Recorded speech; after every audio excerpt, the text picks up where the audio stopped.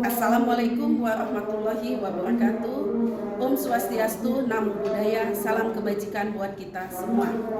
Saya Fatimah, SPD, saya adalah calon guru penggerak Angkatan 5 untuk Kota Bandar Lampung. Saat ini saya bertugas di SMA Negeri 14 Bandar Lampung. Untuk mengimplementasikan apa yang sudah saya pelajari pada modul 1.4 yaitu tentang budaya positif, saya melakukan yang pertama adalah membuat kesepakatan kelas untuk kelas yang saat ini saya ajarkan. Kemudian yang kedua, saya mengimplementasikan apa yang saya dapat juga tentang budaya positif untuk gerakan teman sejawat saya. Dengan harapan bahwa dengan penyampaian budaya positif tersebut, teman-teman bisa menerapkan apa yang sudah kami pelajari di dalam lingkungan sekolah, kemudian bisa menerapkannya dengan peserta didik, sehingga apa yang kita terapkan akan menuju pada satu titik, yaitu penerapan profil pelajar Pancasila. Berikut adalah video aksi nyata yang saya buat, silakan disimak. Gimana keadaan kalian? Sehat, Bu. Oke, hari ini Ibu akan meminta kalian untuk menuliskan kesepakatan kelas. Nah, kesepakatan kelas ini bisa juga yang namanya keyakinan kelas. Artinya kita buat aturan-aturan yang artinya tidak mengikat kamu, tetapi kamu akan merasakan bahwa apa yang kalian tuliskan itu adalah bagian dari diri kalian masing-masing. Paham ya? Nah, sekarang Ibu tanya, kesepakatan kelas apa yang ingin kalian buat? Yuk, yang ingin menyampaikan silakan tunjuk tangan. Kesepakatan kelas memiliki keadaan kelas yang kondusif, beretika, beratitude, dan tidak saling menghormati satu dengan lain, Bu. Oke, yang lain? Silakan yang lain. Ayo yang lain. Menjaga kebersihan, ya, utama ya, menjaga kebersihan supaya belajar kita merasanya nyaman. Bukan ada lagi, siapa lagi? Oke, apa nak? Bermain HP agar fokus dengan pelajaran. Oke, ya, salah satunya tidak boleh bermain handphone pada saat proses pembelajaran. Ada lagi yang ingin menyampaikan? Silakan. Silakan. Ibu guru menjelaskan kepada murid-murid sampai muridnya ngerti, Bu.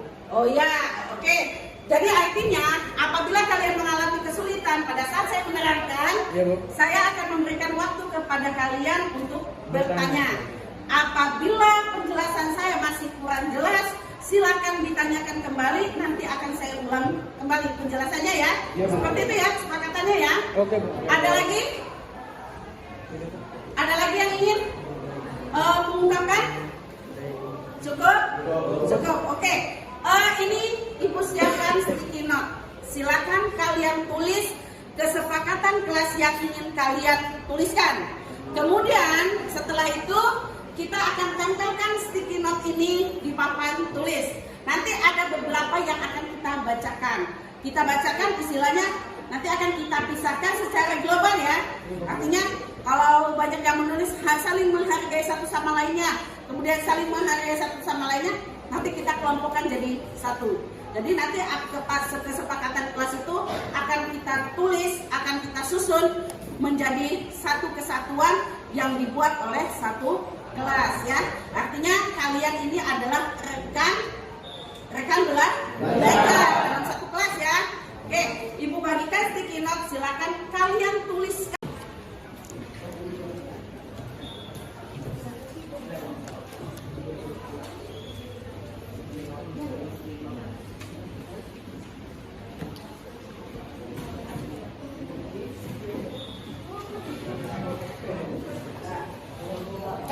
Sticky note yang kalian ambil hanya satu-satu ya. Kalian tuliskan. Kemudian artinya gini, yang kalian tulis adalah ungkapan perasaan kita ya, supaya pembelajaran yang dilakukan di dalam kelas akan merasa aman dan nyaman ya. Paham ya? Nah, silakan kalian tuliskan. Nah.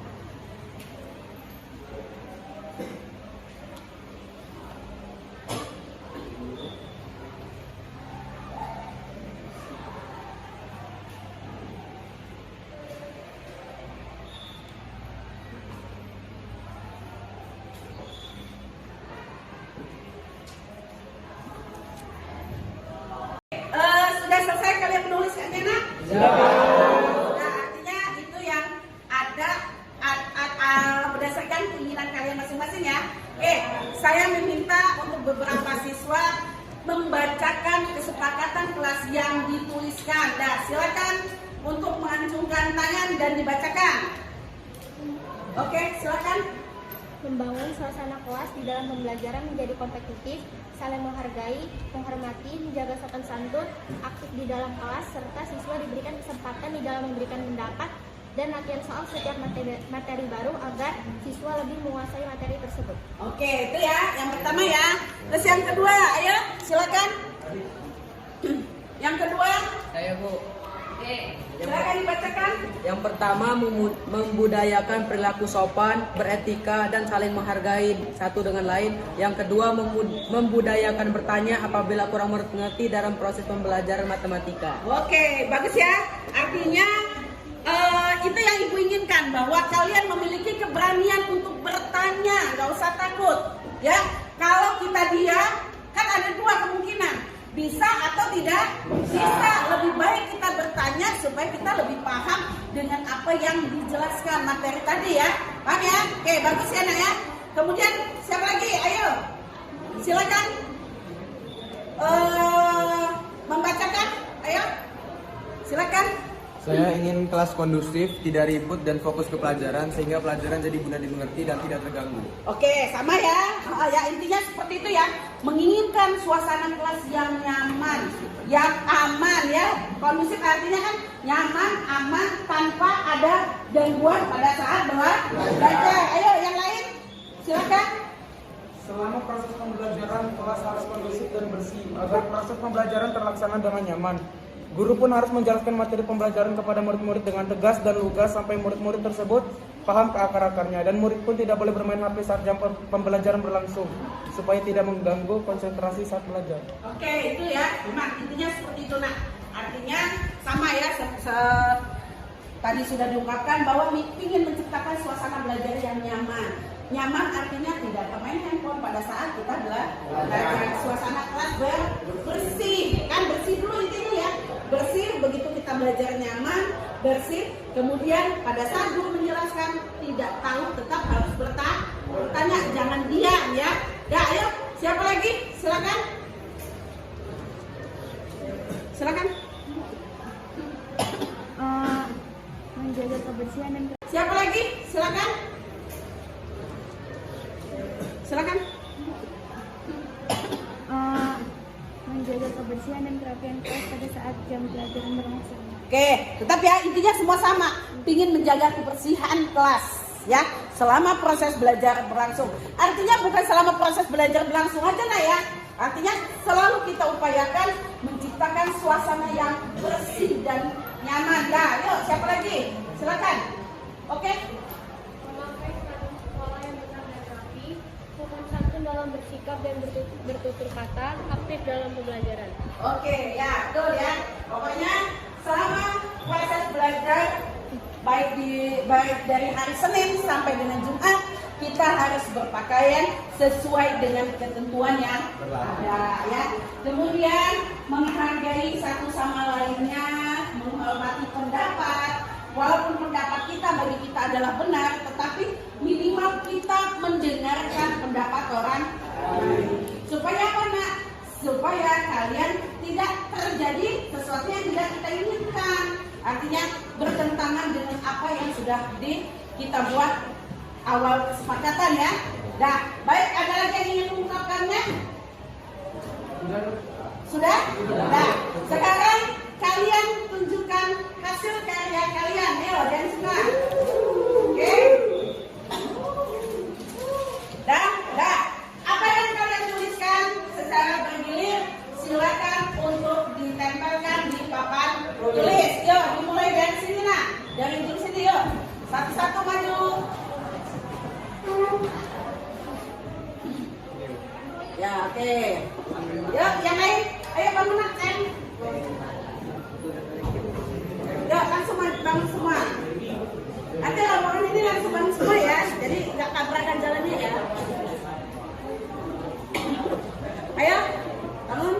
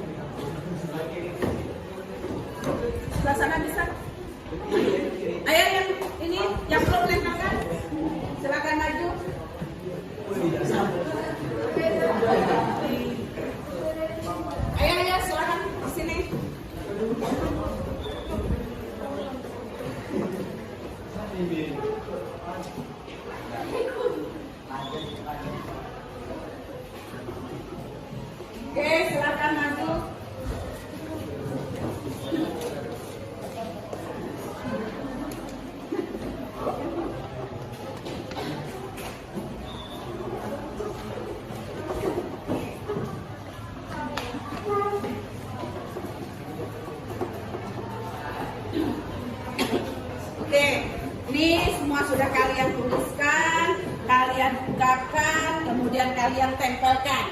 Jadi Ibu akan menyimpulkan kesepakatan kelas yang sudah kalian ungkapkan ya. Yang pertama, kesepakatan kelas menjaga kebersihan kelas. Ya, itu yang pertama ya. Setelah kelas kita bersih, maka kita menciptakan suasana belajar yang nyaman, aman dan kondusif. Selama proses belajar mengajar tidak diperkenankan bermain handphone. Kemudian apalagi? Keempat, berpakaian rapi, ya. Kelima, berani mengungkapkan pendapat. Artinya, setiap masing-masing kalian selalu Ibu berikan kesempatan untuk bertanya, ya kan? Untuk mengungkapkan ide-ide kalian selama proses pembelajaran. Artinya, saya menginginkan bahwa pembelajaran yang kita lakukan adalah siswa yang aktif, tidak hanya diam, tidak hanya mencatat, tetapi bisa mengeluarkan pendapat. Itu ya yang saya simpulkan dari apa yang kalian tuliskan ya. Artinya kesepakatan ini kita sepakati ya. Kemudian mudah-mudahan apa yang kita tuliskan, apa yang kita inginkan itu dapat kita laksanakan dan sesuai dengan keinginan kita masing-masing. Paham ya? Oke, baik.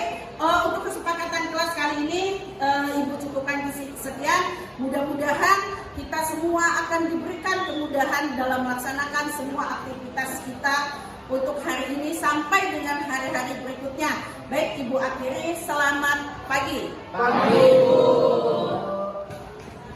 Wakil Kepala SMA 14 Bandar Lampung, rekan guru hebat SMA 14 Bandar Lampung, staf TU, kemudian mahasiswa PPL baik dari UIN maupun STKIP, serta anak-anak hebat semua yang kelak akan jadi kebanggaan kami. Assalamualaikum warahmatullahi wabarakatuh. Waalaikumsalam warahmatullahi wabarakatuh. Om Swastiastu, Namo Buddhaya, salam kebajikan. Selamat pagi dan salam sejahtera buat kita semua. Yang pertama-tama, terlebih dahulu kita panjatkan puji syukur kita atas kehadirat Tuhan Yang Maha Esa, dikarenakan pada hari ini kita senantiasa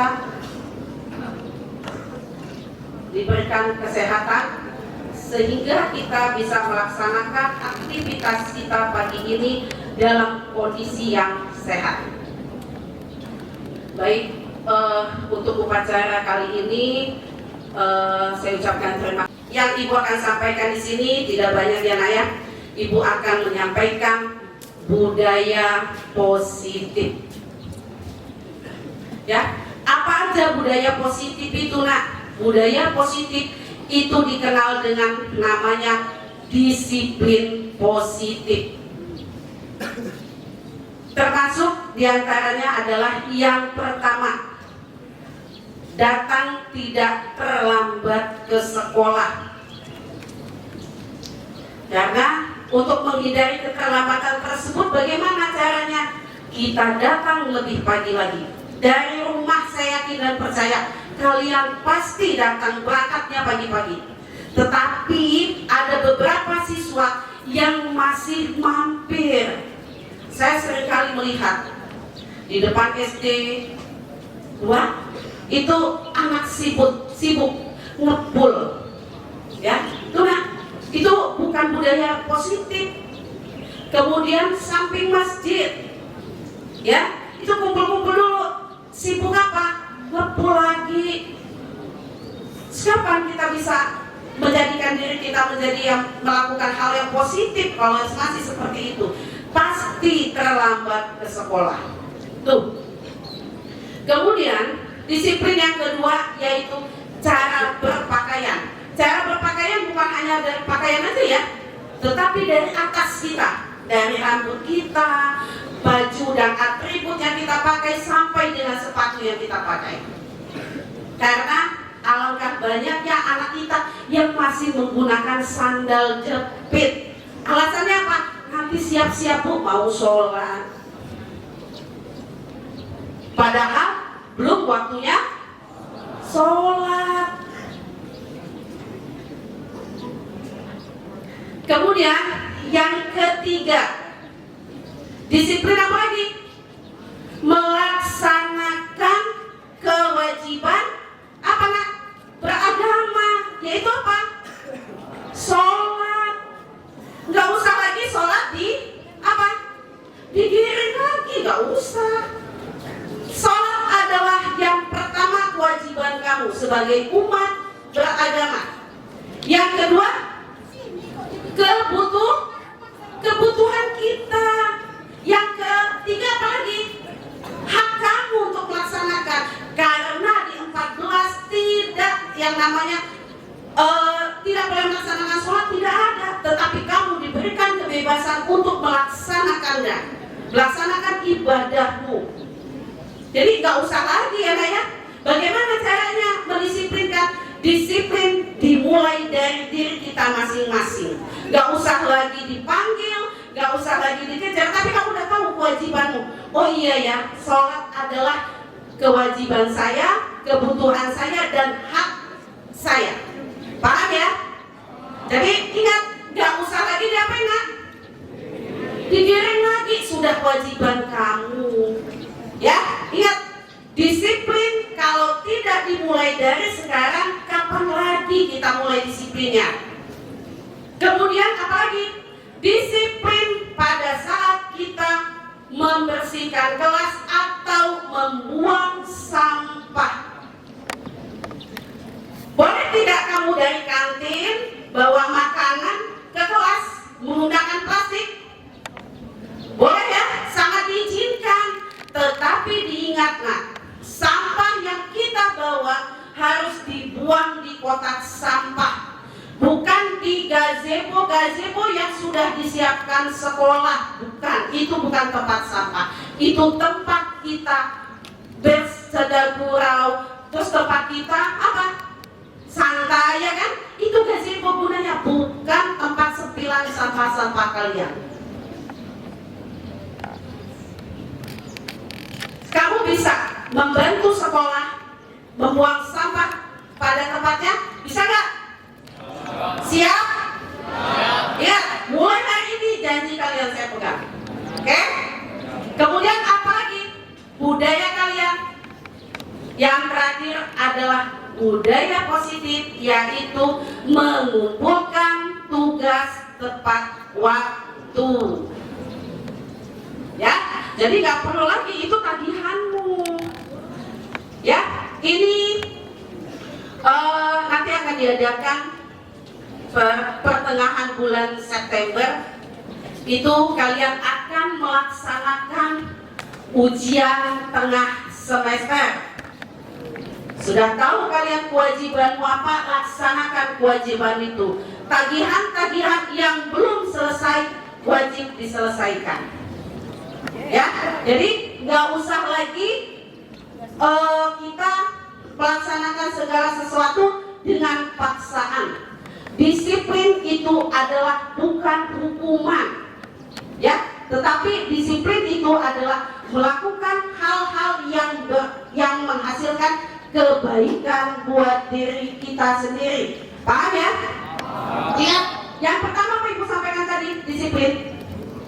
Tidak terlambat, kemudian berpakaian rapi, ketiga mengerjakan sholat, keempat apa?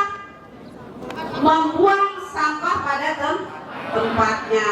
Ya, saya yakin dan percaya bahwa kalian adalah anak-anak hebat, ya, yang bisa kelak nanti jadi kebanggaan kami.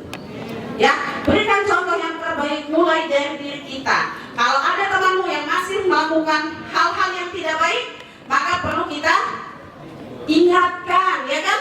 Ayo, kok buang sampah di situ?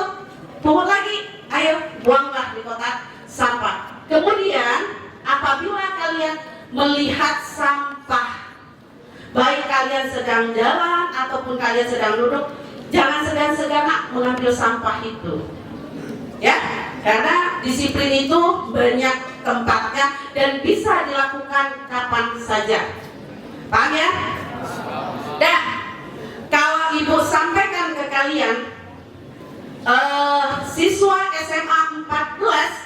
kalian jawab dengan kencang, anak hebat, anak cerdas, anak tangguh. Paham ya?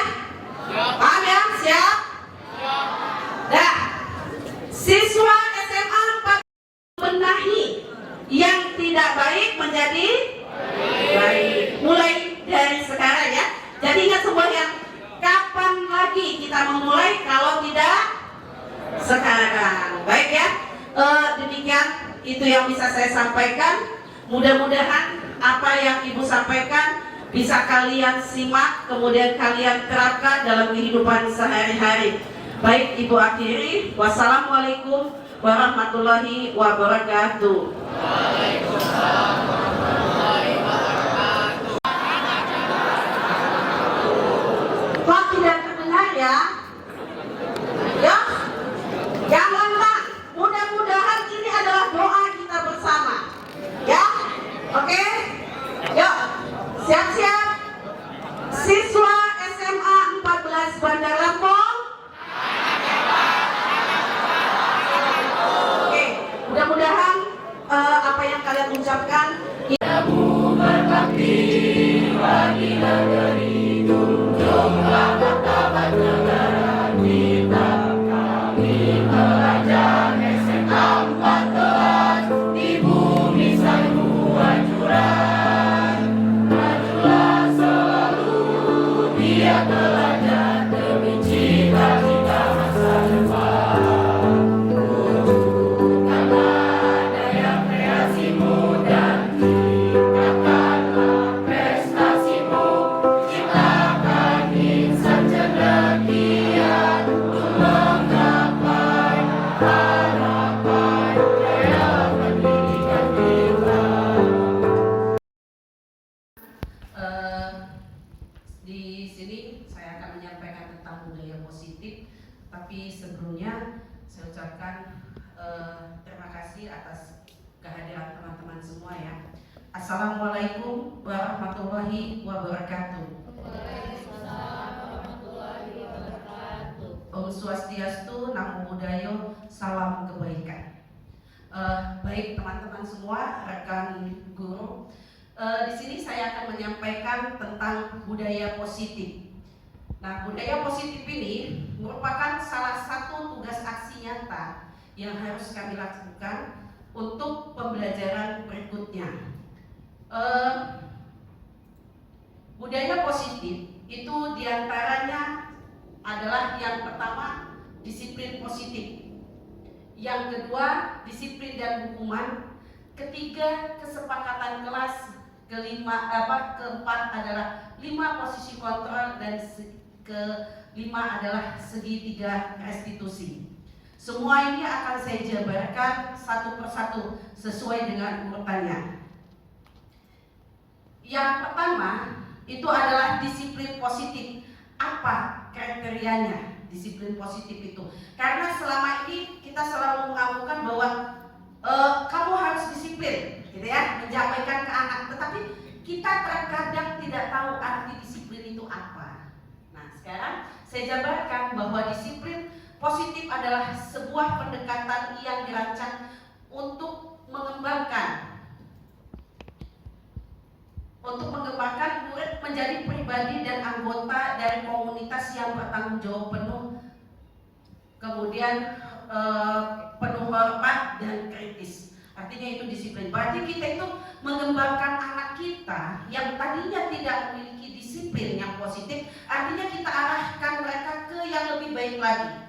Terus bagaimana mereka bertanggung jawab terhadap dirinya dulu, kemudian bagaimana dia bisa menghargai atau menghormati orang lain, kemudian bagaimana dia akan berpikir kritis. Itu yang namanya disiplin positif.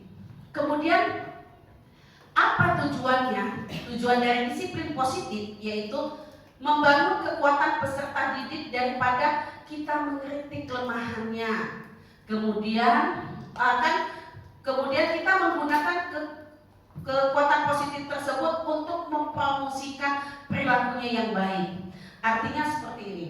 Biasanya setiap anak melakukan kesalahan, kita selalu mengkritik atau menjudge-nya bahwa dia adalah anak yang bersalah. Tetapi di sini tidak boleh lagi yang seperti itu. Jadi kita mengubah mindset kita bahwa anak itu tidak boleh lagi tidak boleh lagi dijudge bahwa dia adalah salah. Tapi bagaimana caranya kita merangkul anak itu menjadi ke arah perilaku yang lebih baik lagi. Nah, seperti itu. Karena pembelajaran yang kita lakukan biasanya tanpa kita sadari, ya kan? Kita adalah seorang guru yang harus dihargai anak, harus dihormati anak. Kemudian anak harus mendengar kita. Sekarang tidak ada seperti itu. Bagaimana kita berkolaborasi dengan anak. Jadi kalau anak melakukan kesalahan, itu bukan artinya kita judge bahwa dia salah, tetapi bagaimana kita mengungkapkan kenapa dia melakukan seperti itu. Maka lambat laun dengan kelembutan kita, dengan kebaikan hati kita, kemudian dengan kasih sayang kita, maka anak itu akan menyadari sendiri, oh ternyata yang saya lakukan ini salah. Jadi bagaimana saya mengubah menjadi perilaku yang lebih baik lagi. Nah, seperti itu. Kemudian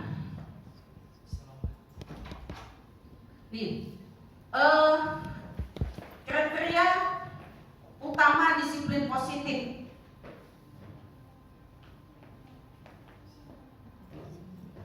Tunggu sebentar. Ya, ini kriteria yang pertama yaitu bersikap baik dan tegas di saat yang bersamaan. Bagaimana menunjukkan sikap hormat dan memberi semangat.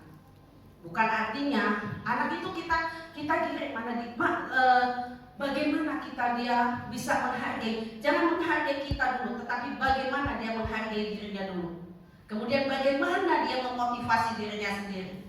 Nah, dengan begitu artinya dengan secara bersamaan dia menghargai dan dia memotivasi untuk dirinya semangat. Itu yang dikatakan disiplin utama ya. Kemudian yang kedua, kita sebagai guru membantu murid untuk merasa dihargai dan memiliki keterikatan antara dirinya dengan guru, kemudian dirinya dengan temannya, ya. Kemudian sehingga dia merasa bahwa dia merupakan bagian dari dalam kelas itu.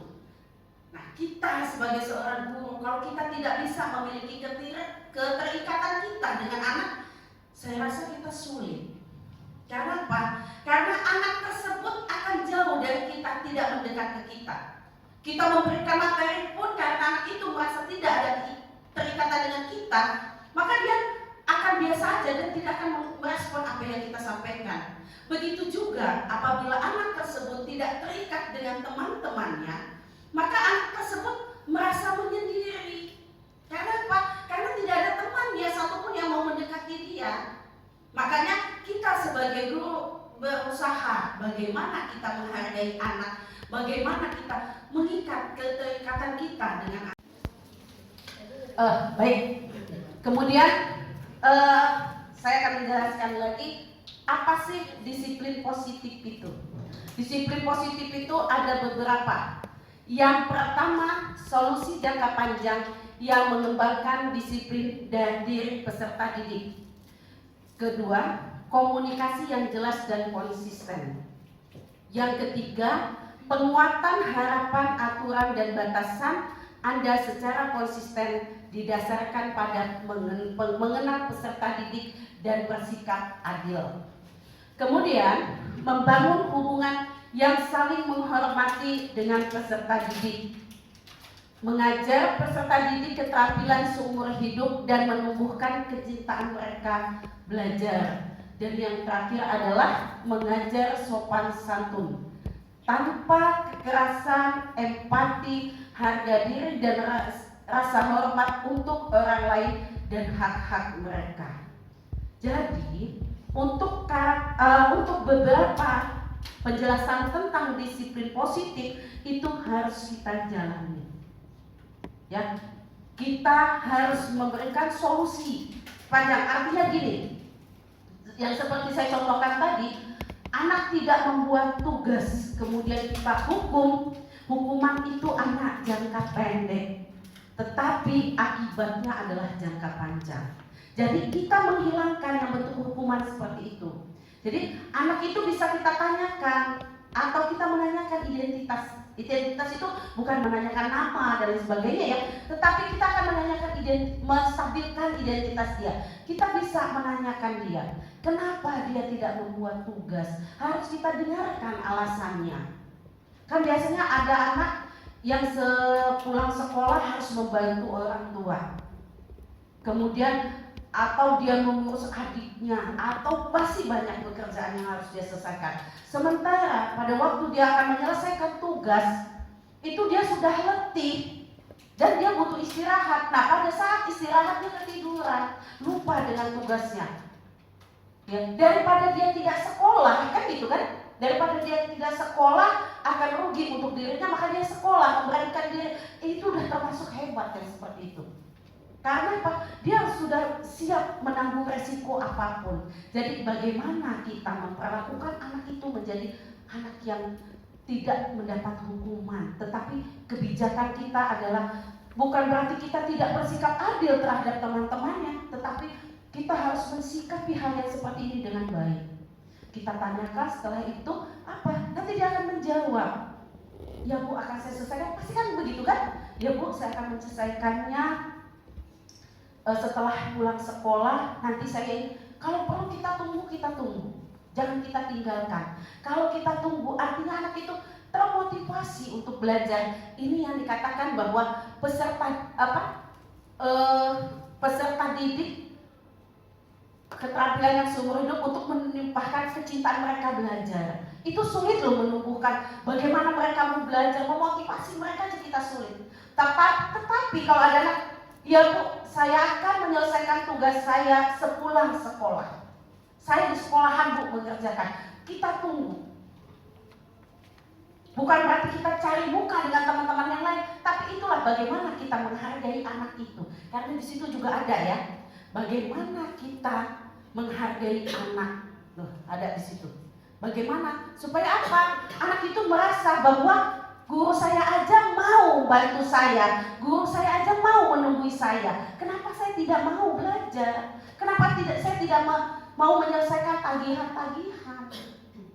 Nah, dengan seperti itu, saya yakin dan percaya kedekatan kita dengan siswa akan semakin baik. Jangan kita berhitung waktu, di sini nggak ada perhitungan waktu. Anak bisa menghargai kita aja, kita sudah bersyukur ya. Anak mau menghargai kita itu udah sangat luar biasa, anak menghargai kita. Apalagi sampai kita menghargai anak itu.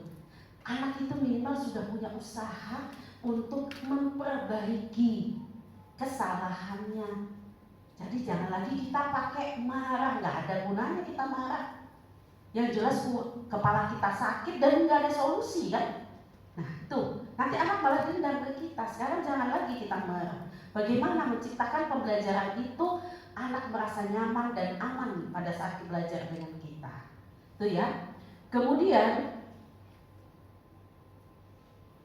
nah sekarang tadi sudah saya selesaikan disiplin positif. Sekarang kita akan membedakan antara disiplin dan hukuman.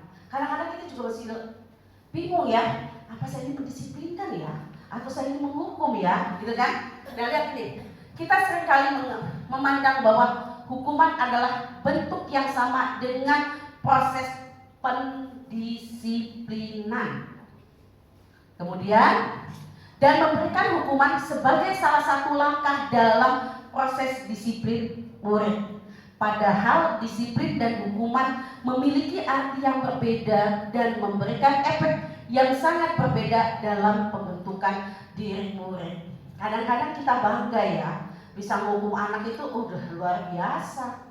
Anak bisa segan sama kita, bisa takut sama kita. Terus yang saya lakukan adalah mendisiplinkan. Sementara itu bukan hukuman yang kita berikan, itu bukan mendisiplinkan, tapi akan membuat anak itu semakin takut dan tidak akan pernah dekat dengan kita. Itu kalau kita menghukum ya. Kemudian ini ada pengertiannya. Disiplin dan hukuman adalah dua hal yang berbeda. Kalau disiplin itu merujuk pada praktik mengajar atau melatih seseorang untuk mematuhi peraturan atau perilaku dalam jangka panjang dan jangka pendek. Kemudian kalau hukuman itu mengendalikan perilaku murid, sehingga disiplin dimaksudkan untuk mengembangkan perilaku para murid tersebut untuk mengajarkan murid tentang kontrol dan kepercayaan diri dengan berfokus pada apa yang mampu mereka pelajari. Nah, secara itu pengertian disiplin dan hukuman. Jadi kita sudah tahu, oh ternyata apa yang kita lakukan, ya, hukuman yang kita berikan itu bukan mendisiplinkan anak, tetapi akan membuat anak itu semakin tidak mau dekat kita. Maka yang disiplin itu adalah apa? Kita mengajarkan anak itu, gitu loh. Mengajarkan anak itu untuk apa? Untuk mematuhi aturan yang sudah kita buat atau kita sepakati bersama. Yang sudah saya jelaskan adalah tentang disiplin positif. Sekarang saya akan menjelaskan kesepakatan kelas. Nah, sekarang kesepakatan kelas itu kita buat berdasarkan catatan-catatan dari anak-anak. Nah, kesepakatan kelas itu juga sebenarnya adalah keyakinan kelas. Jadi anak yang akan menuliskan. Lihat, nanti kan gini, kesepakatan kelas itu adalah salah satu langkah dalam menerapkan budaya disiplin positif, yaitu membentuk lingkungan kelas yang mendukung terciptanya budaya positif, yaitu menyusun kesepakatan kelas. Kesepakatan kelas yang efektif itu membantu dalam pembentukan budaya disiplin positif di kelas yang akan membuat proses belajar mengajar di kelas itu akan lebih mudah dan tidak menekan. Biasanya seperti ini. Saya sebelum ajaran baru tahun kemarin ya, saya membuat kesepakatan dengan anak-anak terlebih dahulu. Oke, silakan kalian tuliskan apa kesepakatan kelas yang akan kita terapkan dari mulai hari ini sampai dengan nanti selesai kamu di kelas 11. Warnanya nulis, Bu, tidak bermain handphone saat pembelajaran. Tulis, dia bilang. Bu, tidak boleh terlambat. Oke. Bu, kita saling menghargai ya Bu ya, saling ini dan sebagainya. Anak akan mengungkapkan dengan lancar. Oke, kesepakatan kelas itu kamu tulis, ya, ketulis. Kemudian nanti setiap ibu akan mengajar, ibu akan sampaikan beberapa saja hal yang penting buat kita. Jadi kalau setiap saya mengajar, karena sudah ada kesepakatan kelas, ya Nak, kesepakatan kelas kita yang pertama apa? Handphone Bu, ya, handphone semua di silent. Kalau perlu handphone itu kumpulkan di meja. Saya selalu, Nak, hari ini kita tidak menggunakan handphone, jadi handphonemu silakan letakkan di meja saya. Saya juga nih ya Nak, saya juga kasih contoh. Ini Nak, handphone ibu saya letakkan saya juga di sini Nak. Jadi kita sama-sama. Ya Bu, di ini ya, tak usah dipatikan di silent. Udah, anak akan mengumpulkan dengan cepat. Kemudian ada kesepakatan lagi bahwa datang tepat waktu, tidak lagi ada terlambat. Jadi kalau pelajaran saya, anak-anak itu akan berlari-lari ke cepat. Siapa cepat? Kan gitu. Kalau saya sudah melangkah masuk kelas, mereka terlambat, mereka diam di luar. Sementara diam di luar dulu. Karena apa? Kita kan ada pendisiplinan, bukan kita menghukum ya. Nanti kita tanya, kenapa kamu terlambat? Oh saya begana begini Bu, alasannya panjang. Bisa nggak pembelajaran saya berikutnya kamu tidak datang terlambat? Kita kasih solusi seperti itu. Saya bisa Bu, ingat ya, punya keyakinan kelas kan? Ya, kesepakatan kelas kita ya. Kemudian apa? Saya selalu mengajarkan anak-anak bagaimana menghargai dan menghormati orang lain. Jadi anak itu akan dengan, oh iya ya, saya nggak boleh merasa ego ya. Saya harus lebih ini loh Bu, gini-gini, menonjolkan, tidak boleh. Jadi kita saling menghargai dan menghormati orang lain. Menghargai diri kita, baru kita bisa menghargai orang lain. Kesepakatan berikutnya apa? Pada saat belajar kelompok, ya, kita menekankan atau melakukan sifat gotong royong. Tidak boleh oleh satu atau dua orang, tetapi semua mengerjakannya. Itu. Jadi kesepakatan kelas itu bisa kita buat dengan anak.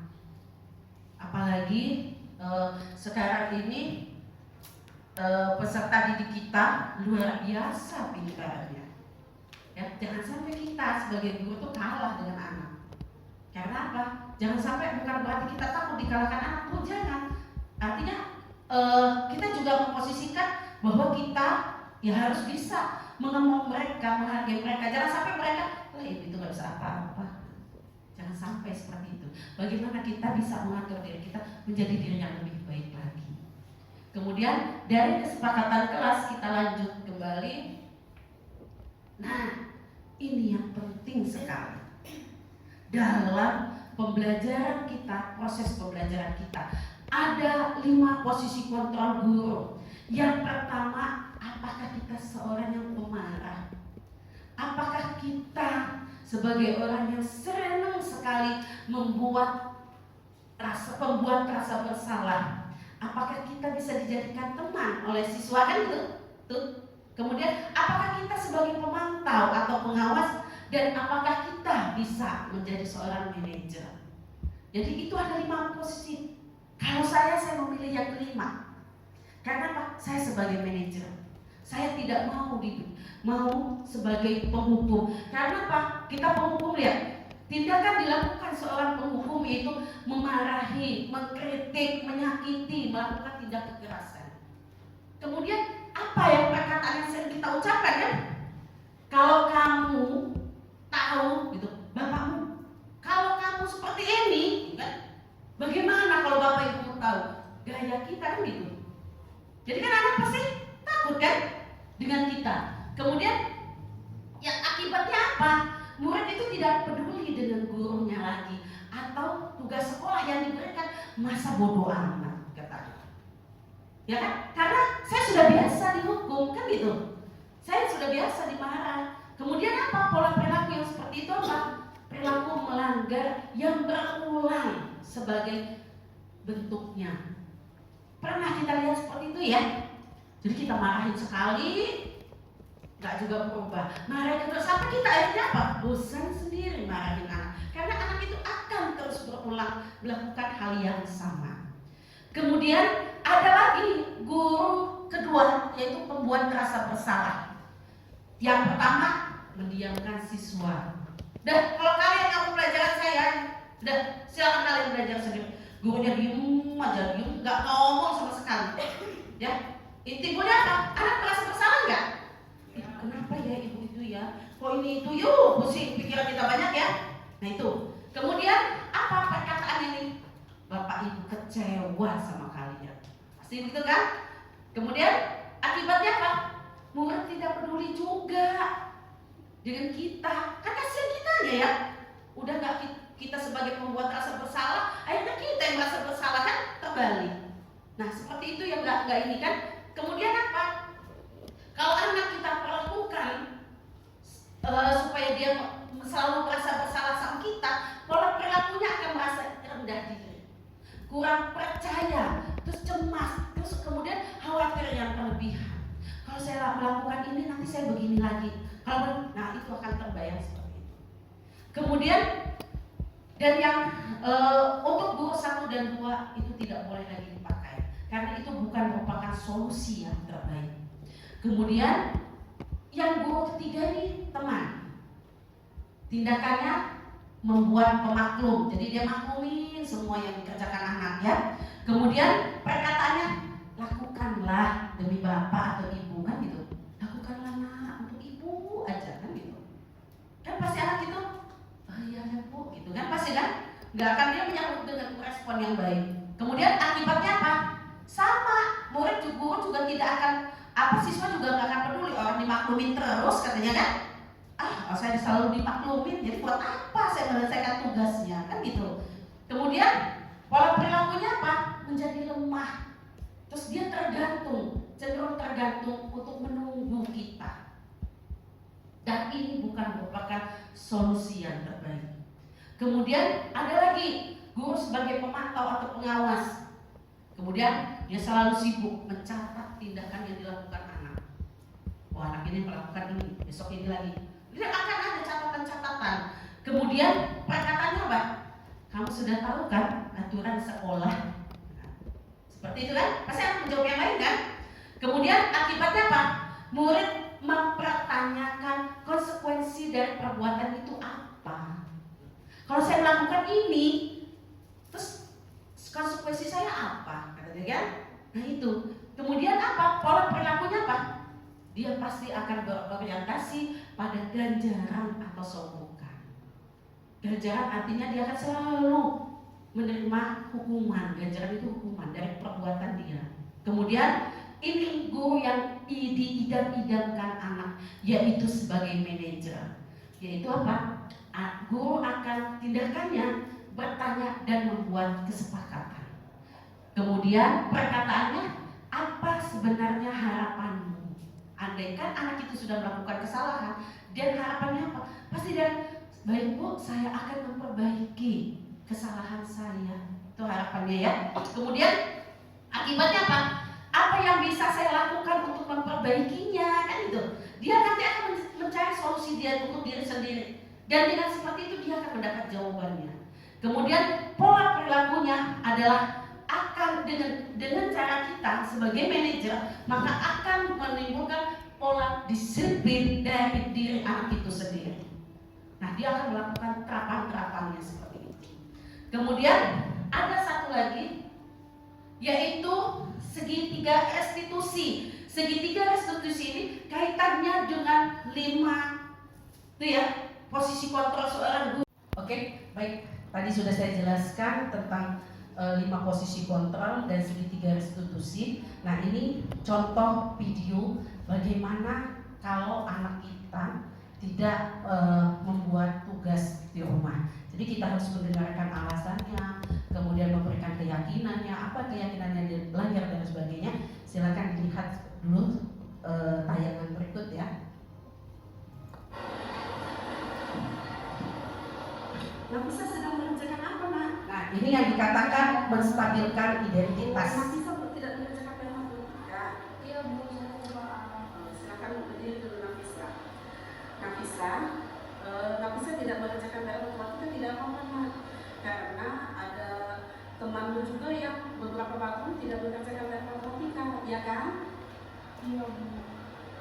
Nafisa sudah ini yang namanya validasi tindakan yang sama. Jadi kita menanyakan dengan siswa terlebih dahulu. Saya tidak sempat mengerjakan matematika, Bu.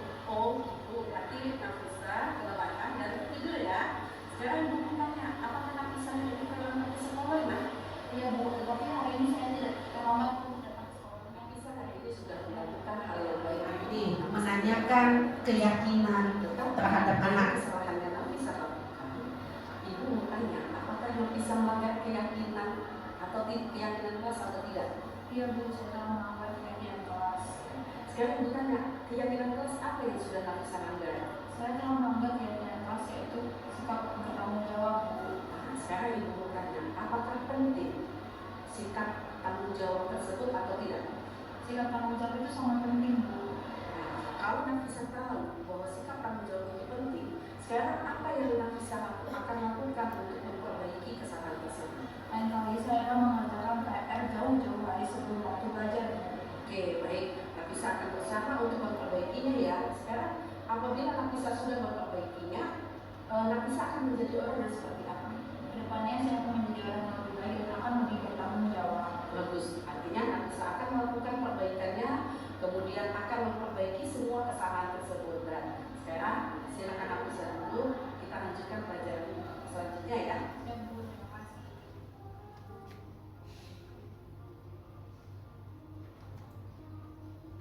Nah, itu teman-teman. Jadi artinya dalam menyelesaikan masalah siswa tidak usah lagi melakukannya dengan memberikan hukuman. Karena yang sudah saya sampaikan bahwa hukuman itu tidak mendidik siswa, tetapi akan menimbulkan masalah ke depannya. Maka menyelesaikan masalah itu yang pertama bisa dengan menstabilkan identitasnya. Kemudian validasi yang salah itu apa, kan gitu. Kemudian meyakinkan dia. Dengan seperti itu, apabila kita lakukan, maka anak itu akan mencari solusi untuk dirinya sendiri. Ya, jadi sekarang kita memperbaiki ke depannya menjadi guru yang lebih baik lagi. Jadi jangan sama dengan sekarang, tetapi bagaimana caranya kita mengubah mindset kita yang sekarang adalah bagaimana kita menimbulkan budaya positif di dalam kelas. Jadi apa yang sudah saya jelaskan mudah-mudahan bisa kita terapkan.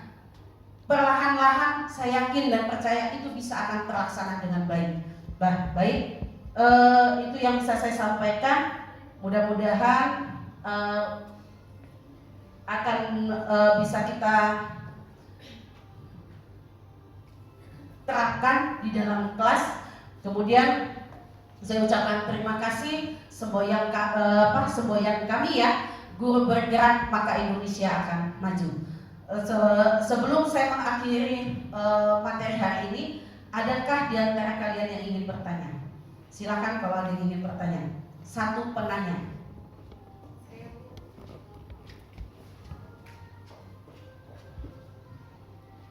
Baik, terima kasih waktunya Ibu Fatima. Saya ingin bertanya, tadi Ibu sudah menyampaikan tentang budaya positif ya Bu ya. Saya rasa untuk membangun budaya positif di sekolah ini ada beberapa tahap yang harus kita lakukan, karena membangun budaya positif tentu harus diikuti dengan lingkungan yang positif pula. Apakah Ibu punya tips-tips bagaimana cara kita dalam membangun budaya positif di sekolah? Terima kasih Bu. Oke, baik Bu Berti, pertanyaan yang sangat bagus. Ya, sekarang gini, kalau memang mau kita gerakan, memang saya rasa sulit. Tetapi sebelum memulai semua itu, maka kita terlebih dahulu menjadi contoh. Ya, jadi menjadi contoh tauladan bagi anak-anak. Kita disiplin, kita mendisiplinkan diri kita. Nanti dengan perlahan anak itu akan mengikuti kita. Apa yang kita kerjakan akan diikuti dengan mereka. Contohnya, kita tidak datang terlambat pada saat jam pelajaran pertama atau pada saat kita ada jam. Itu yang kedua. Kemudian kita yang kedua konsisten dengan anak. Kalau kita menerapkan ke anak bahwa tidak boleh bermain handphone di kelas, maka kita juga jangan main handphone. Kita konsisten, ada perjanjian seperti itu. Jadi apa yang kita lakukan itu akan menjadi contoh atau cerminan buat anak kita sendiri. Kalau kita tidak bisa memberikan contoh yang terbaik, maka saya rasa budaya positif ini tidak akan bisa kita jalankan. Tapi bagaimana caranya kita membudayakan yang positif. Anak salah jangan kita marahin, ya. Kita kasih hal yang terbaik. Kita buatlah diri kita sebagai manajer. Artinya menyelesaikan masalah itu tidak dengan marah, tidak membuat rasa anak itu bersalah, tidak sebagai temannya atau tidak sebagai pemantau, tapi sebagai manajer. Lambat laun, disiplin positif. Kalau kita semua tidak bisa kita sendiri, tetapi semua komponen yang ada di sekolah itu juga harus membudayakan positif. Semua bisa berjalan, pasti sukses itu akan ada. Ya, akan terlihat budaya positif yang sudah kita terapkan di sekolah. Kita tidak bisa berdiri sendiri, tetapi kita harus di belakang banyak yang mengikuti kita. Dengan seperti itu sejalan apa yang dicita-citakan oleh Ki Hajar Dewantara, pembelajaran yang berbasis ke siswa semua. Ya, jadi jangan kita kenapa ya Ki Hajar itu selalu aja siswa semua. Sementara kita harus tahu bahwa sebenarnya tanpa kita sadari kita juga sudah menjalankan, tapi kita tidak tahu seperti apa memperlakukan mereka. Saya yakin mudah-mudahan dengan materi yang saya sampaikan ini bisa membuka mindset kita menjadi lebih baik lagi. Dan camkan dalam diri kita, kalau kita tidak mulai sekarang, kapan lagi kita akan mengubahnya? Ya, jadi mulailah kita bergerak sekarang sebelum segala sesuatunya menjadi terlambat. Demikian ya Bu Berti, itu yang bisa saya sampaikan. Oke, baik teman-teman, hanya ini yang bisa saya sampaikan. Mudah-mudahan apa yang setelah saya sampaikan bisa diambil salah satunya ya, bagaimana kita bersikap positif atau membudayakan budaya positif di dalam kelas selama proses pembelajaran yang kita lakukan. Baik, saya akhiri. Wassalamualaikum warahmatullahi wabarakatuh.